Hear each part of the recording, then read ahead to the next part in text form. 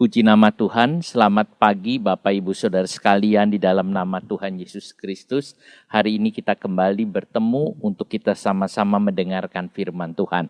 Saudara, hari ini saya ingin melihat satu tokoh yang jarang diceritakan dan yang hanya ada di dalam surat Filipi tentang seorang yang bernama Epafroditus.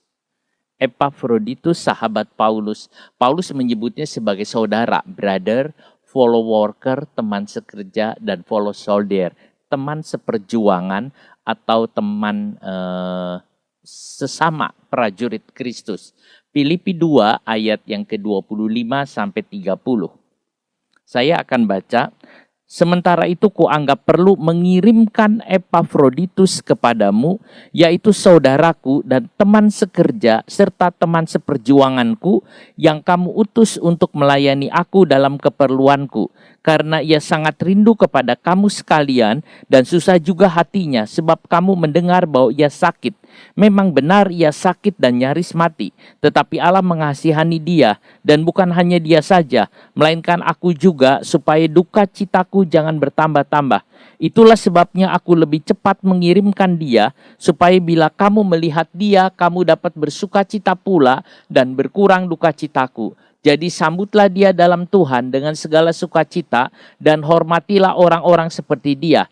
Sebab oleh karena pekerjaan Kristus ia nyaris mati dan ia mempertaruhkan jiwanya untuk memenuhi apa yang masih kurang dalam pelayananmu kepadaku. Saudara, itu ayat-ayat yang kita baca. Kita akan lihat tentang siapakah Epafroditus itu. Saudara, Epafroditus adalah anggota gereja di jemaat Filipi. Paulus memberitakan Injil sampai ke daerah Asia Kecil. Lalu dia sampai ke satu kota yang namanya Filipi. Di sana saudara, Paulus mendirikan gereja, lalu kemudian salah satu jemaatnya adalah bernama Epafroditus.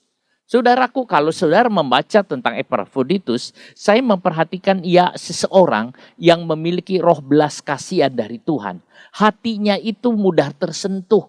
Hatinya itu saudara menaruh belas kasihan kepada semua orang. Ya saudaraku, Tuhan yang memberikan. Saya tahu orang-orang seperti itu Tuhan yang memberikan. Saudara, ada orang-orang yang memiliki roh belas kasihan yang sangat penuh di dalam dirinya. Itulah Epafroditus. Saudara, tentu dia mendapat kasih karunia atau mendapat belas kasihan dari Tuhan, itu roh belas kasihan karena dia banyak dia berdoa dan membaca firman. Sebab orang yang bersuka berdoa dan membaca firman, dia bergaul dengan Tuhan dan Tuhan akan memberikan belas kasihannya kepada dia, roh belas kasihan kepada orang lain. Saudara, sama seperti Tuhan mengasihi orang lain, sama seperti Tuhan memberikan belas kasihannya kepada manusia, demikian juga Epafroditus memberikan belas kasihannya kepada semua orang, saudara. Nah, Epafroditus diutus oleh gereja Filipi untuk menolong Paulus. Yang saat itu Paulus ada di dalam penjara di Roma. Tetapi kita harus tahu saudara, pada waktu Paulus ada di dalam penjara di Roma, dia tidak dimasukkan ke dalam kerangkeng, melainkan dia di dalam satu rumah yang harus disewa dan dia tinggal di sana, tidak boleh keluar. Saudara, jadi dia tahanan di dalam rumah. Nah, itu yang ada dan Paulus membutuhkan orang. Kata Paulus, banyak orang sudah meninggalkan dia dan Paulus membutuhkan orang-orang untuk bisa menolong dia, saudara. Nah, jemaat di Filipi mengirim Epafroditus dan Epafroditus itu sangat berguna bagi Paulus. Paulus merasa tertolong oleh Epafroditus. Nah, Paulus menyebut Epafroditus sebagai seorang saudaraku. Di situ ada kata adelpos, saudara sekandung, dikatakan seperti itu. Dikatakan lagi Epafroditus sebagai teman sekerja, sunergos, teman sekerja, dan teman seperjuangan, sustratiotes. Saudara, itu yang kita lihat. Epafroditus artinya dia rupawan, lembut, tampan. Dia seorang yang elok, sama seperti Daud yang juga disebut elok di dalam Alkitab. Kadang-kadang saudara disebut elok itu bukan hanya wajahnya yang elok cantik. Kalau Alkitab tulis elok tampan, itu adalah tentang keadaannya juga, rohaninya baik. Ia seorang Kristen non-Yahudi. Artinya saudara, dia bukan orang Yahudi. Saat itu kekristenan terbagi menjadi dua golongan. Satu Kristen yang berlatar belakang Yahudi, dan yang kedua Kristen yang berlatar belakang non-Yahudi. Nah, ia juga bukan seorang pengkhotbah. Jadi dia bukan orang Yahudi, Kristen tapi bukan latar belakang Yahudi. Dia juga bukan seorang pengkhotbah. Dia tidak berkhotbah. Kalau kita lihat di sini, dia tidak memiliki jabatan apapun di dalam gereja. Juga dia bukan seorang pengusaha. Saudara, dia bukan seorang pengusaha seperti Febe. Ia hanya melayani. Pokoknya dia hanya tahu bagaimana dia bisa melayani sesuai dengan kehendak Tuhan. Dia melayani seperti Tuhan Yesus menaruh belas kasihan kepada orang lain. Dia melakukannya. Dan Tuhan menaruh roh belas kasihan kepadanya. Ia seorang hamba Tuhan, saudara. Dia seorang hamba Tuhan. Seorang penulis buku namanya Warren Wiersbe mengatakan Epaphroditus adalah seorang Kristen yang hidupnya seimbang, saudara. Artinya ia bisa membagi waktu sama ke semua lini, saudara. Dia hidupnya seimbang. Di dalam banyak hal dia seimbang. Dia tidak satu-satu saja, tetapi dia semua seimbang, saudara. Kekristenan juga harus belajar seimbang, saudara. Kita tidak boleh hanya memikirkan tentang pekerjaan terus. Kita tidak boleh memikirkan satu, mungkin saudara hanya di dalam rohani terus. Tetapi kita harus seimbang semuanya. Itulah Epaphroditus, saudaraku. Itu yang dia ada. Nah, kalau kita lihat di dalam Alkitab, ada seorang yang bernama Nehemia. Saudara, Epaphroditus mirip-mirip seperti ini, saudara. Ia seorang seperti Nehemia. Nehemia waktu itu membangun tembok Yerusalem. Ya, sambil memegang pedang dan sekop, saudara. Jadi, Nehemia 4 ayat 17, saya baca lebih dulu. Yang membangun di tembok. Orang-orang yang memikul dan mengangkut melakukan pekerjaan dengan satu tangan. Dan dengan tangan yang lain mereka memegang senjata. Jadi saudaraku, Nehemia ini dia bekerja. Satu tangan memegang senjata, pedang. Satu tangan memegang sekop, saudara. Dia bekerja, saudara. Mengapa Nehemia mengerjakan seperti itu? Karena ada musuh yang hendak merobohkan tembok. Ada musuh yang mau menyerang. Jadi Nehemia itu bekerja sambil berjaga-jaga. Dia bekerja sambil berjaga-jaga menghadapi musuh, saudara. Tangannya yang satu dia mulai ngatur sekop. Tapi kalau ada musuh mau menyerang, dia cepat-cepat pegang senjata, saudara. Itu yang dilakukan. Jadi bekerja sambil berperang. Nah, itu yang ada. Saat itu Nehemia harus menyelesaikan pekerjaannya. Tetapi juga menghadapi gangguan-gangguan. Di satu sisi harus bekerja harian. Dan di sisi lain ada tantangan. Ada lawan yang harus dihadapi. Kadang-kadang hidup kita juga seperti itu, saudara. Di satu sisi kita mengerjakan pekerjaan harian kita. Kita punya pekerjaan, kita sebagai karyawan. Kita sebagai mungkin pimpinan perusahaan atau apapun, saudara. Kita mengerjakan pekerjaan. Tetapi di satu sisi kita juga harus menghadapi. Kita harus menumbuhkan kerohanian kita. Kita harus bertumbuh di dalam Tuhan. Satu sisi kita bekerja. Satu sisi juga kita berdoa. Kadang-kadang di dalam bekerja kita juga berdoa. Kadang-kadang di dalam bekerja kita juga merenungkan firman Allah. Ini dua hal ya saudara. Ora et labora, berdoa dan bekerja. Itu yang ada. Kira-kira Nehemia modelnya seperti itu. Demikian juga dengan Epaphroditus. Dia mengerjakan pekerjaan. Saudara, tetap dia juga berdoa. Terus dia lakukan pekerjaan yang ada. Kita harus menjadi seorang Kristen yang seimbang. Bukan berdoa terus, tetapi juga harus bekerja. Juga bukan bekerja terus, tetapi juga harus berdoa, saudara. Ini yang kita lihat, saudara. Bukan memberitakan Injil terus, tetapi juga harus menggembalakannya. Ini namanya seimbang. Semua hal harus seimbang. Kekristenan kita juga harus seperti itu. Lalu Paulus berkata kepada Epaphroditus, dia mengatakan Epaphroditus adalah sebagai saudara. Saudaraku atau saudara. Paulus menyebutnya demikian. Adelpos dalam bahasa Yunani itu sebetulnya mengarah kepada saudara sekandung, saudara satu rahim. Saudaraku, seringkali atau saudara-saudaraku atau saudara sekandung. Kita di dalam Tuhan adalah saudara. Saudara satu rahim, yaitu di dalam Kristus. Saudara, kita ini adalah bersaudara satu dengan yang lain. Saudara, bahkan hubungan persaudaraan kita di gereja seringkali lebih erat daripada saudara kandung, saudara. Hubungan kita lebih erat daripada saudara adik kakak sendiri. Sebab apa? Sebab kita memiliki roh yang sama. Di dalam Tuhan kita memiliki roh yang sama. Kita dibaptis dengan baptisan yang sama. Kita dipimpin oleh roh-roh yang sama. Sehingga kita menjadi satu, itu yang Paulus katakan. Jadi Epafroditus disebut oleh Paulus sebagai saudara sekandung. Saudara satu rahim.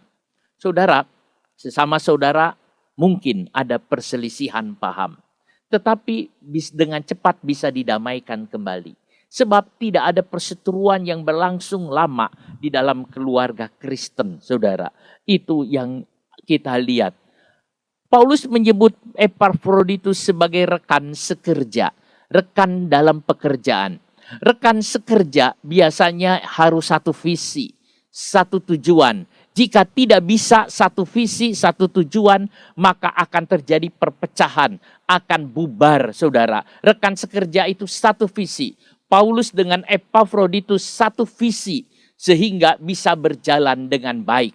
Paulus dengan Epafroditus satu tujuan, saudara, dengan berjalan dengan baik. Dua orang memang lebih baik dari satu orang. Tetapi harus satu visi baru bisa berjalan. Tidak mungkin dua orang itu berjalan bersama-sama kalau bisa bertentangan. Kalau ada kerjasama, saudara, satu dengan yang lain, itu baik, saudara. Mungkin saudara mau bekerja sama dengan orang lain di dalam pekerjaan, itu baik. Tetapi harus satu visi, satu arah. Kalau tidak, saudara, tidak akan bisa jalan dengan baik. Kalau satu hanya memikirkan tentang A saja, tidak mungkin, saudara. Harus kedua-duanya sama jalan. Paulus seorang rasul. Tetapi dia menyebut Epafroditus sama kedudukannya dengan dirinya. Dia menyamakan, saudara. Dia mengangkat Epafroditus supaya bisa berjalan sama-sama di dalam melakukan pelayanan kehendak Tuhan. Kita tahu Epafroditus itu hanya orang biasa saja, saudara. Tidak seperti Paulus yang dipanggil oleh Tuhan sebagai rasul. Tetapi Paulus mengangkatnya. Sebab itu, saudara, dia bisa berjalan bersama-sama. Sama-sama tunduk kepada Tuhan. Sama-sama menjadi hamba Tuhan. Epafroditus, rekan sekerja Paulus. Di setiap tempat Tuhan memberikan kepada Paulus rekan sekerja. Saudara, Paulus mempunyai rekan sekerja. Ada Priscilla dan Aquila, ada Urbanus, ada Timotius, ada Titus, ada Aristarkus, ada Markus, ada Filemon. Mereka teman-teman sekerja. Demikian juga di dalam hidup ini, saudara. Dalam hidup ada rekan sekerja yang Tuhan tempatkan dalam hidup saudara. Saudara mempunyai rekan sekerja yang ditempatkan oleh Tuhan. Saya mempunyai rekan sekerja. Biar rekan sekerja itu terus berjalan bersama-sama. Menjadi rekan sekerja sampai Tuhan datang berjalan bersama-sama. Sebab dua orang lebih baik daripada satu orang. Tetapi harus dalam satu visi. Menjadi rekan sekerja Paulus tidak mudah, saudara. Harus memiliki disiplin yang tinggi. Sebab Rasul Paulus disiplinnya sangat tinggi, saudara. Jadi tidak mudah. Saudaraku, kalau Epafroditus dianggap sebagai rekan sekerja, berarti Epafroditus bisa mengikuti gerak dari Paulus. Langkah-langkah dari Paulus. Luar biasa sekali, saudara. Luar biasa. Saya yakin cuma satu yang membuat Epafroditus bisa seperti itu. Yaitu dia suka berdoa. Dia suka berdoa. Saudaraku, kita memang tidak termasuk rekan sekerja Paulus. Saudara, tetapi menurut 1 Korintus 3 ayat 8 sampai yang ke-9 saya baca. Baik yang menanam maupun yang menyiram adalah sama dan masing-masing akan menerima upahnya sesuai dengan pekerjaan sendiri. Karena kami adalah kawan sekerja Allah. Kamu adalah ladang Allah, bangunan Allah. Saudara, kita adalah rekan sekerja Tuhan. Oh saudara, bukankah ini sangat indah? Tuhan mau mengajak kita bersama-sama. Kita taat kepada Tuhan. Kita melakukan kehendak-Nya. Itulah yang disebut rekan sekerja Tuhan. Saudara, apa saudara mau menjadi teman sekerja Tuhan? Kalau Tuhan mengajak saudara untuk melayani, kalau Tuhan mengajak saudara untuk menjadi rekan sekerjanya, apakah saudara akan berkata, Tuhan aku mau Tuhan melakukan kehendak-Mu. Tuhan memerlukan saudara. Tuhan memerlukan kita semua. Untuk apa? Untuk menyampaikan kehendak-Nya kepada dunia. Dunia harus mendengar berita tentang Yesus. Dunia harus mendengar. Dan saudara mau dipakai oleh Tuhan. Kita harus mau menjadi pekerja Tuhan. Kita harus mau menjadi alatnya Tuhan. Kita bekerja untuk membangun orang lain. Saudara, kita bekerja untuk membangun, saudara. Membangun dan membantu tubuh ini supaya berfungsi. Kita bekerja untuk membangunkan orang lain. Ada orang-orang lain yang tidak bisa bangun, saudara. Ada orang-orang lain yang tidak bisa berdiri tegak. Ada orang lain tidak bisa berdiri kokoh. Kita menolong supaya dia bisa berdiri kokoh, saudara. Di dalam Tuhan, kita juga membantu akan tubuh Kristus ini. Supaya berfungsi dengan baik. Membantu tubuh Kristus supaya bisa berfungsi dengan baik. Epafroditus bersedia diutus jemaat Filipi untuk membantu atau menjadi hamba bagi Paulus. Dia rela, dia seorang yang rendah hati. Dia mau menolong, dia mau membantu apa yang menjadi keperluannya Paulus, saudara. Saudaraku, rekan atau pertemanan itu penting. Sebab kalau kita punya rekan yang baik, kalau kita punya teman yang saling bersama-sama, oh saudara, kecepatan pertumbuhan kita bisa lebih cepat, saudara. Karena dua orang itu lebih. Nah, saudara, ada satu cerita tentang ada dua orang, dia berteman sejak kecil. Dia berteman sejak kecil, satu kampung juga saudara berteman, lalu kedua-duanya menjadi tentara. Nah, pada waktu keduanya itu menjadi tentara, ternyata mereka ditempatkan di dalam divisi yang berbeda satu sama yang lain. Saudara, suatu kali si temannya ini mendengar bahwa temannya yang satu itu tertembak di medan perang dan terkapar, dia luka berat, hampir mati. Temannya satu sangat gelisah. Dia berkata kepada komandannya, aku mau lihat temanku itu. Dia ketembak, dia ada di mana, aku mau cari. Tapi komandannya bilang, jangan, ini kondisi darurat, kondisi yang parah sekali. Masih ada tembak-menembak terjadi. Kalau kamu ke sana, kamu berbahaya.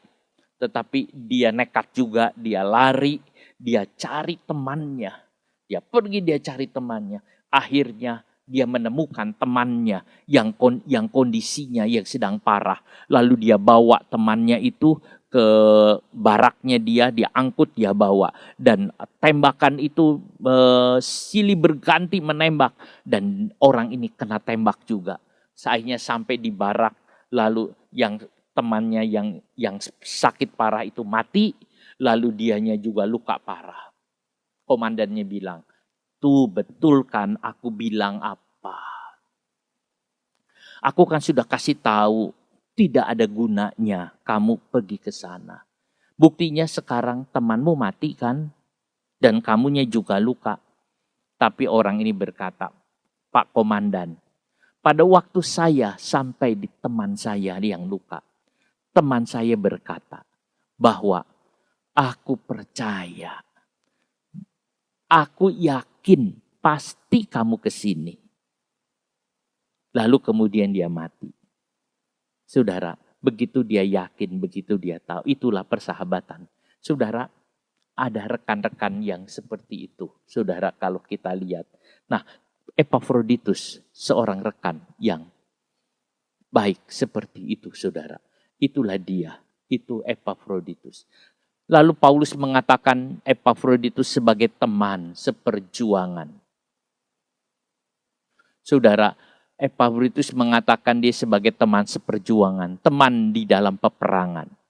Bahasa Yunaninya sustratiotes, itu gambaran dari orang-orang yang sedang bertempur, berdampingan melawan serangan musuh yang tidak terlihat atau juga yang terlihat, saudara. Jadi saudara, arti sustratiotes itu artinya bertempur bersama. Jadi Paulus mengatakan kepada jemaat di Filipi bahwa Epafroditus adalah teman sesama dalam pertempuran iman. Teman sesama di dalam pertempuran dengan yang tidak kelihatan.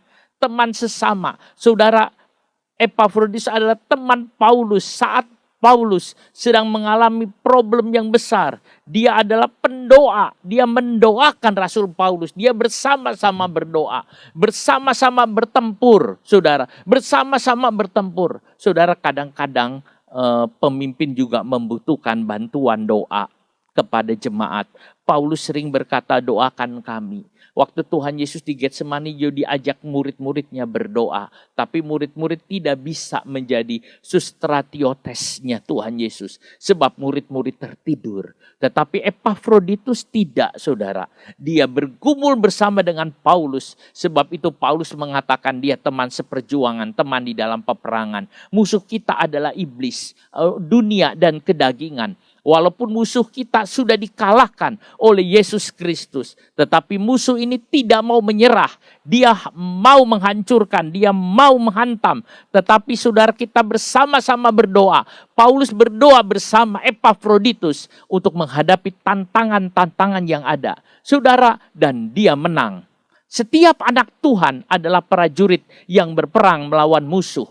Saudara, berperang melawan musuh. Mengapa? Sebab setelah kita berada di pihak Kristus, iblis akan memeranginya. Saudara, kita adalah prajurit Tuhan. Kita adalah prajurit. Dan kita, saudara, adalah sesama di dalam Tuhan untuk berjuang, berperang melawan musuh. Saudara, kenapa iblis memusuhi kita? Kenapa dunia melawan kita? Sebab saudara sudah bukan di pihaknya lagi. Saudara sudah keluar dari dunia ini. Saudara sudah bertentangan dengan iblis. Sebab itu iblis akan menarik lagi saudara. Iblis akan memakai segala macam cara. Untuk apa? Untuk menghancurkan. Tetapi saudara jangan takut. Sebab Tuhan sudah menang. Kita berperang, bukan berhadapan dengan iblis, saudara, secara langsung yang seperti gambar yang bagian bawah. Tetapi kita berperang, saudara, dengan iman. Kita hadapi, saudara. Kita harus melawan dan kita pasti menang, saudaraku. Kita harus menjadi orang yang gagah perkasa supaya tidak kalah. Kalah itu menyakitkan. Kalah itu menyedihkan. Kalah membuat kita lemah. Kalah membuat kita tidak berdaya. Kita harus menang. Kita harus menang. Jangan kalah. Sebab Kristus sudah menang. Maka kita pun juga menang.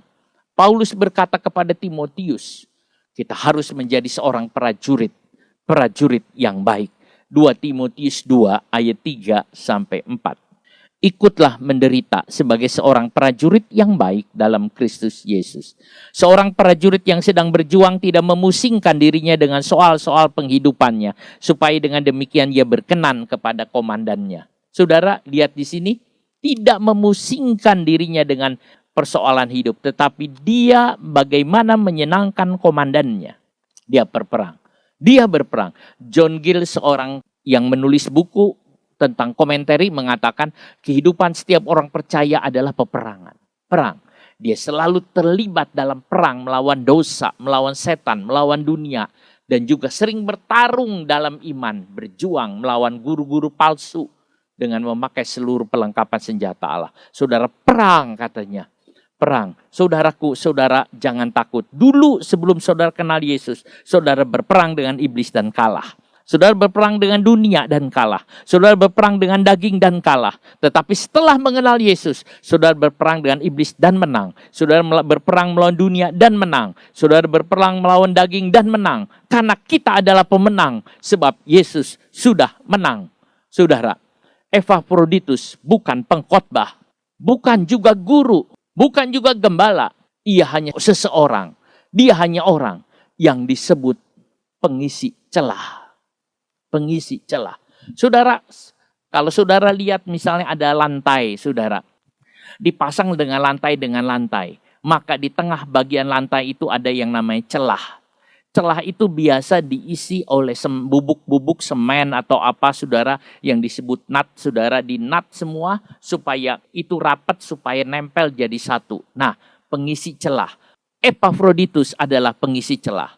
Epafroditus adalah yang ada di celah itu, saudara.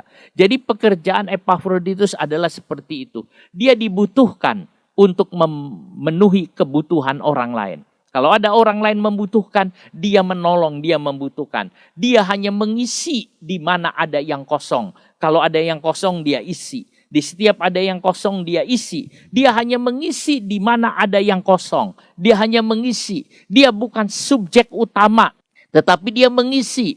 Dia bukan tokoh utama, tetapi dia mengisi.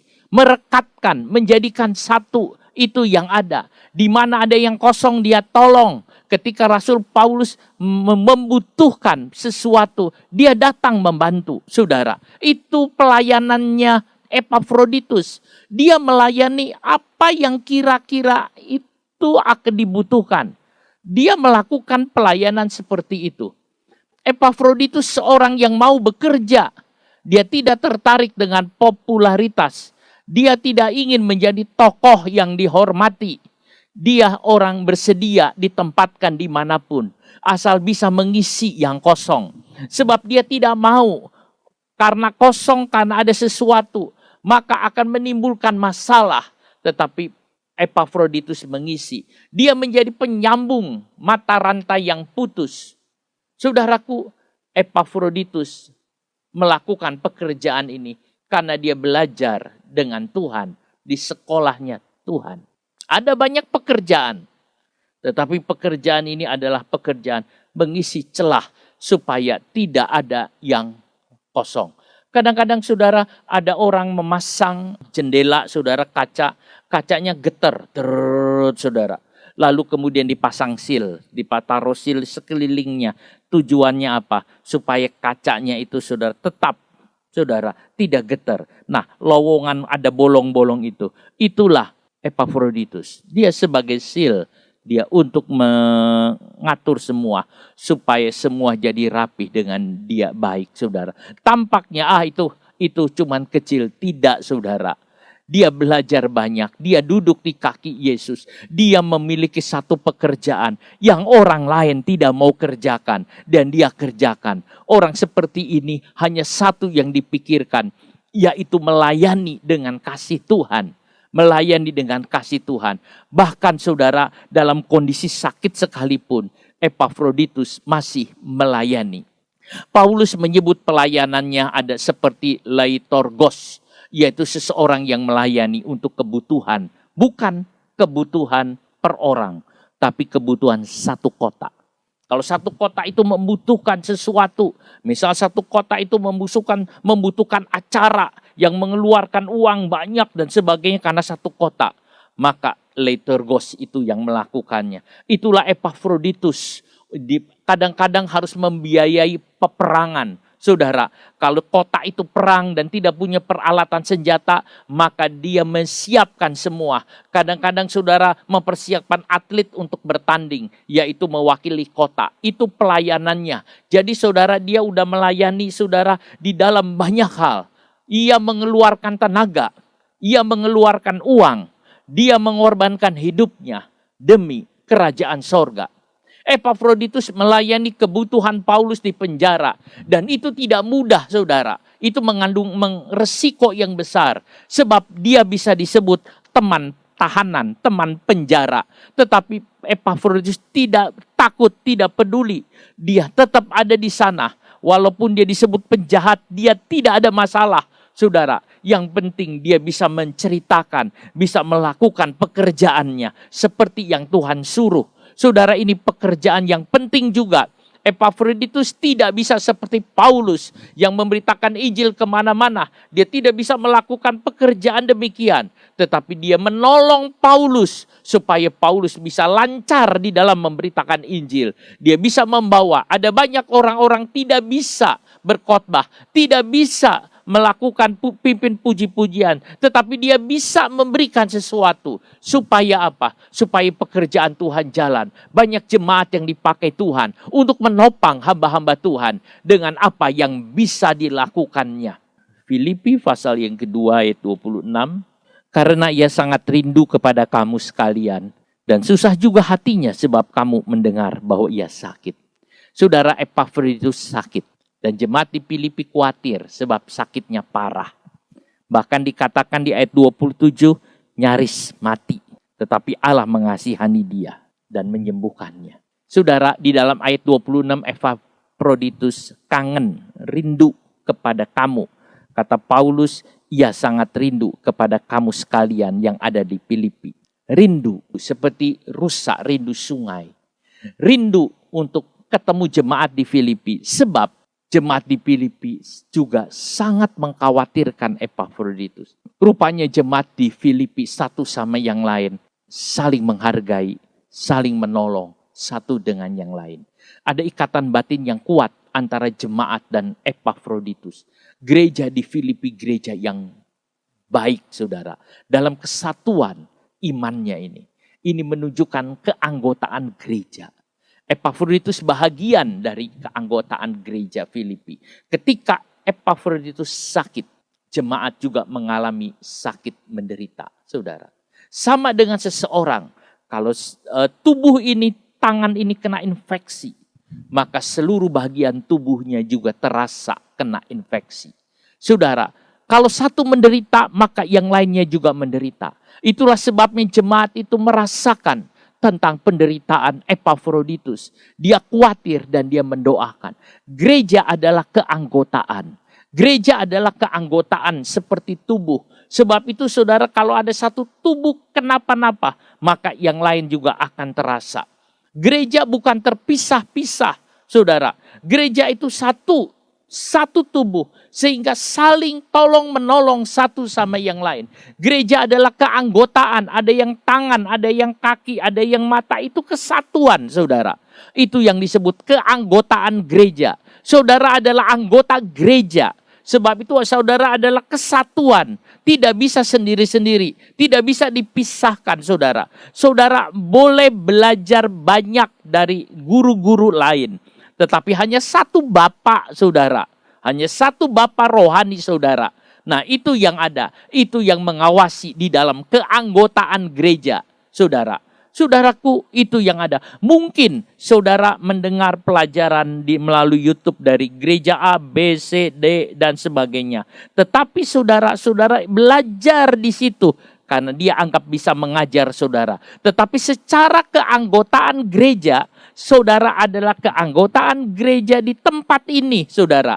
Saudara keanggotaan gereja di gereja Bukit Saitun, itu yang ada. Itu secara keanggotaan, saudara. Dan itu adalah keanggotaan yang saudara harus pelihara, saudaraku. Nah, itu yang ada dan saudara bertumbuh di sana. Melihat kekhawatiran ini, Paulus ingin mengirim kembali Epafroditus ke Filipi. Kita kirim saja ke sana. Padahal Paulus sendiri membutuhkannya. Tetapi karena jemaat perlu, Paulus berkata, ya sudah, kamu pergi saja. Paulus mengalah, walaupun dia butuh. Ia tidak mau egois. Dulu jemaat Filipi yang mengirim Epafroditus kepada Paulus untuk menolong Paulus dan kebutuhannya. Tetapi karena banyak satu hal, saudara, maka Paulus mengirim kembali Epafroditus supaya jemaat di Filipi juga senang. Bukan berarti Paulus menolak pelayanannya Epafroditus. Saudara, Paulus ingin Epafroditus ada bersamanya. Tetapi Epafroditus dalam kondisi yang seperti ini dan dikhawatirkan oleh jemaat di Filipi. Paulus ingin menghibur jemaat di Filipi dengan mengirim Epafroditus lagi. Epafroditus seorang hamba Tuhan yang diperlukan di banyak-banyak tempat. Memang pelayanan seperti itu, pelayanan yang indah, saudara. Mengapa kita merasakan sakit? Kenapa Epafroditus sakit? Padahal dia melayani pekerjaan Tuhan. Bahkan dia melayani dengan sungguh-sungguh. Memang orang-orang suka mengabaikan kesehatan. Seperti Timotius yang mengabaikan kesehatannya.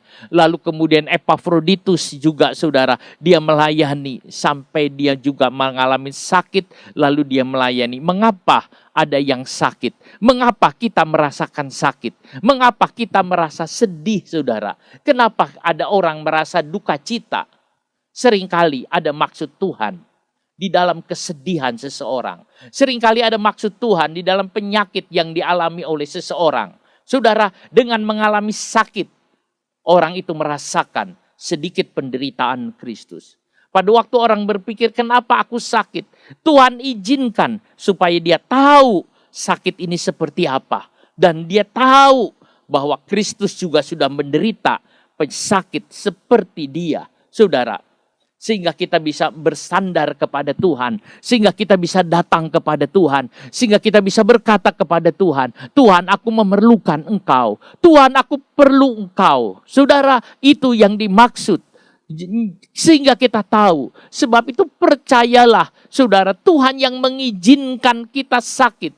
Maka Tuhan sendiri yang akan menyembuhkan. Tuhan yang mengizinkan kita luka. Maka Tuhan sendiri yang akan membebatnya, saudara. Kalau kita tetap tinggal di dalam Tuhan, kalau Tuhan mengizinkan ini, maka dia juga akan menolongnya. Saudara, kalau kita sembuh dari sakit, kita ngerasa seperti dibangkitkan dari kematian. Pada waktu kita sakit, kita ngalamin seperti itu. Saudara, kalau kita hidup di negara yang 4 musim, saudara. Pada saat musim gugur, saudara. Saudara lihat semua seperti rontok semua. Lalu kemudian udah gitu musim salju, saudara, winter. Semua rasa-rasanya putih semua, salju semua. Tapi pada waktu musim semi, saudara, semua tumbuh seperti kehidupan itu muncul. Saudara, itu yang kita lihat. Memang seperti itu yang kita itu tampak, saudara. Spurgeon, saudara, memberikan satu contoh atau ilustrasi. Ada 2 benih, saudara. Ada 2 benih. 2 jenis benih. Benih yang pertama dimasukkan di dalam tanah. Dipendam di dalam tanah. Gelap. Gelap, saudara. Tanah yang lembab dimasukkan di dalam tanah. Benih yang satu ditaruh di luar. Terang. Dia bisa lihat matahari. Dia bisa lihat semua, saudara. Dia ada di tempat ini. Kadang-kadang saudara mungkin benih yang di dalam tanah itu berkata, enak dia. Dia benih itu ada di tempat yang terang. Benih itu ada di atas tanah. Aku ada di dalam tanah. Aku berkabung. Aku berduka. Semua gelap. Di dalam tanah gelap. Si benih yang di dalam tanah mengatakan, semua gelap. Aku tidak bisa lihat apa-apa. Aku tidak bisa lihat apa-apa. Semua gelap. Tapi benih yang di atas mengatakan, ini terang, terang. Karena terang, saudara, lalu kemudian burung datang makan itu benih. Tapi benih yang ada di dalam tanah itu, dia diam dalam kegelapan, dia diam. Lalu benih yang ada di dalam tanah itu, dia mulai mendesak, pecah itu kulitnya. Lalu kemudian mulai tumbuh tunas, lalu mulai keluar, mulai bertumbuh seperti bangkit. Saudara, kadangkala penderitaan yang saudara alamin, kesulitan yang saudara alamin, asal saudara di dalam Kristus, seperti saudara benih, seperti benih yang dimasukkan di dalam tanah. Nanti ada suatu waktu, saudara akan keluar dan akan tumbuh, saudara. Lihat, saudara, jangan kita ingin enak saja. Saudara, kita juga ngalamin, saudara, kesukaran. Tetapi dalam kesukaran ini, kita semakin kuat. Kesukaran yang Tuhan izinkan dalam pandemi ini, itu saudara akan menjadikan saudara kuat dan gagah. Sebab itu saudara tetap tinggal di dalam Tuhan. Epafroditus adalah pahlawan iman. Orang yang bersedia melakukan apa yang orang lain sedikit melakukan. Epafroditus mau melakukan pekerjaan yang orang lain tidak mau kerjakan. Motonya adalah berpusatkan kepada manusia. Artinya, saudara, pikirannya bukan kepada uang, pikirannya bukan kepada materi. Ada orang, saudara, bekerja, pikirannya hanya uang. Dia bekerja kalau nggak ada uang nggak bisa. Dia bekerja kalau nggak ada uang nggak jalan. Pokoknya pikirannya materi. Orang itu bekerja berpusatkan kepada uang. Tetapi ada orang bekerja berpusatkan kepada manusia. Dia menolong orang. Yang penting aku bisa menolong orang. Nah, kalau orang itu tidak memberikan apa-apa, yang penting aku bisa menolong orang. Saudara, dia berpusatkan kepada orang. Bukan berpusatkan kepada benda, kepada harta. Saudara, orang ini adalah orang yang indah. Itulah Epafroditus. Ia melihat bagaimana menolong manusia. Bagaimana caranya menolong manusia. Seperti Tuhan Yesus. Tuhan Yesus dalam pikiran Tuhan Yesus adalah bagaimana menyelamatkan manusia. Bagaimana menyelamatkan manusia. Bagaimana menyelamatkan manusia. Pikiran Yesus hanya kepada manusia. Yaitu menyelamatkan manusia. Saudara itu. Saudaraku, yang itu lihat bagaimana menyelamatkan orang. Hidupnya ingin melihat orang lain senang. Epafroditus ingin melihat orang lain itu bersuka cita. Ia tidak mau hidup berpusatkan kepada materi. Tradisi gereja kuno memberitahu bahwa Epafroditus dikenal karena banyak menolong orang sakit di Roma. Jadi pada waktu dia melayani pelayanan kepada Paulus, dia juga menolong orang-orang yang sakit. Dia bukan dokter. Bukan, saudara. Dokter itu Lukas, dia bukan dokter. Tetapi dia menasehati, menghibur, memberikan satu kata-kata. Jadi pelayanan dari Epafroditus itu bukan memberi bantuan, misalnya uang saja atau memberi bantuan yang lain. Ada yang sakit, dia mungkin menolong orang yang sakit karena dia dokter. Bukan. Dia menolong, mendoakan, menghibur, menguatkan. Seringkali saudara, sentuhan itu lebih efektif. Sentuhan itu lebih efektif daripada yang lain. Ia mencoba menolong orang lain di mana orang tidak berani mendekatinya. Sebab saat itu ada penyakit-penyakit menular. Orang-orang pagan, saudara, dia buang itu mayat itu di tengah-tengah kota. Itu yang ada. Tapi anak-anak Tuhan tidak begitu, saudara. Dia mempertaruhkan segalanya untuk Yesus dan memenuhi amanat agung. Bagi dia tidak ada yang lebih penting daripada menolong orang lain. Epafroditus rela mempertaruhkan nyawanya demi Yesus. Sebab itu ia rela menolong kebutuhan Paulus untuk melihat jiwa-jiwa dibawa datang kepada kerajaan Allah. Epafroditus seorang yang disebut parabolois atau parabolos, yaitu orang yang suka mempertaruhkan hidupnya demi menolong orang lain. Paulus mempertaruhkan semuanya untuk orang lain. Dia menaruh semuanya, saudara. Ia mau menanggung resiko, saudara. Sebab apa? Sebab dia ada jalan dengan Tuhan. Ada orang yang memang mau melakukan hal ini. Dalam prasasti Yunani ada seorang pengacara yang mempertaruhkan nyawanya dengan membawa kasus kliennya ke hadapan kaisar. Dan dia itu tidak mudah. Tapi dia berkata, yakin kita bisa, yakin kamu benar, dia bawa. Ada orang yang mempertaruhkan hidupnya dengan melayani orang sakit. Melayani orang yang dipenjara. Itu orang-orang seperti Epafroditus. Dia datang, dia memberi hiburan kepada narapidana. Dia menolong orang-orang yang sakit. Di Kartago selama wabah besar tahun 252, Uskup Siprian menunjukkan keberanian yang luar biasa. Dia mengurus orang yang sakit, mendesak kelompok untuk merawat mereka dan menguburkan mereka yang meninggal karena penyakit sampar. Orang-orang melemparkan mayatnya, tetapi Siprian membantu. Ada pelayanan yang disebut paraboloni, yaitu melayani di tempat orang yang tidak mau menjangkaunya. Paraboloni adalah orang-orang yang mempertaruhkan hidupnya untuk mensejahterakan orang lain. Ini pelayanan yang indah, menghibur orang sakit, mengunjungi narapidana, dan seterusnya. Inilah pelayanan Epafroditus, saudara. Ini pelayanan. Paulus mengakui bahwa orang kudus di Filipi telah melayani dia dengan menyediakan kebutuhan-kebutuhan. Tetapi Epafroditus menyediakan apa yang tidak dapat mereka berikan, yaitu sentuhan pribadi. Kata-kata yang menguatkan, kata-kata yang menghiburkan. Ini yang dilayani. Kita dapat memberikan dana kepada seseorang. Kita dapat memberikan dana kepada banyak orang ini dan itu. Kita bisa membantu saudara mereka melalui saat-saat yang sulit. Tetapi itu masih belum cukup. Kita melayani mereka. Kita melayani dengan sentuhan. Kita melayani dengan doa. Kita melayani dengan menghibur. Kita mendorong. Kita mengarahkan. Kita mempercayakan. Sekarang ini banyak orang yang membutuhkan pelayanan Epafroditus. Dia melihat usaha sepi. Dia melihat banyak hal. Dia membutuhkan kata-kata dari saudara.